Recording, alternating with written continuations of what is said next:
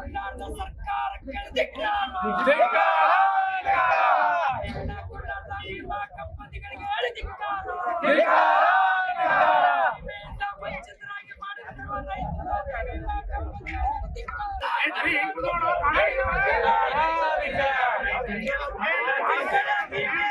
ಕೊಡಲೇಬೇಕು. ಬೆಳೆ ವಿಮೆಯಲ್ಲಿ ಮಲತಾಯಿ ಧೋರಣೆ ತೋರುತ್ತಿರುವ ಕಂಪನಿಗಳಿಗೆ ಧಿಕ್ಕಾರ.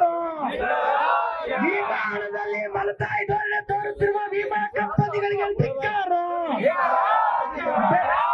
ರೈತ ವಿರೋಧಿ ಕಳ್ಳ ವಿಮಾ ಕಂಪನಿಗಳಿಗೆ ಧಿಕ್ಕಾರ. ರೈತರಿಂದ ಹಣ ರೈತ ವಿರೋಧಿ ಗುಂಡ ವಿಮಾ ಕಂಪನಿಗಳಿಗೆ ಧಿಕ್ಕಾರ. ಎಲ್ಲ ಅನ್ನುವಂತ ಮಾತನ್ನು ನಾನು ಅವ್ರಿಗೆ ಹೇಳಿದ್ದೀನಿ. ಅದ್ರ ಜೊತೆಯಲ್ಲಿ ಅವರೇನು ಹೇಳ್ತಾ ಇದ್ರು, ಡೆಪ್ಟಿ ಡಿಡಿ ಬಂದ್ರೆ ಸರಿನಾ ಅಂತ ಪ್ರಶ್ನೆ ಮಾಡಿದ್ರು. ಅದಕ್ಕೆ ನಾನು ಹೇಳಿದೆ, ಡೆಪ್ಟಿ ಡಿಡಿಗೂ ಹೋಗ್ತಾ ಇಲ್ಲ, ತಹಸೀಲ್ದಾರ್ಗೂ ಹೋಗ್ತಾ ಇಲ್ಲ, ಸ್ವತಃ AC ಬಂದ್ರು ಹೋಗ್ತಾ ಇಲ್ಲ. ಹಾಗಾಗಿರೋ ಮಧ್ಯಾಹ್ನಕ್ಕೆ ಅನ್ನ ಮಾಡಕ್ಕೂ ರೆಡಿ ಆಗಿದ್ದಾರೆ ಸರ್ ಇಲ್ಲೆಲ್ಲರೂ ಕೂಡ ರೈತರು.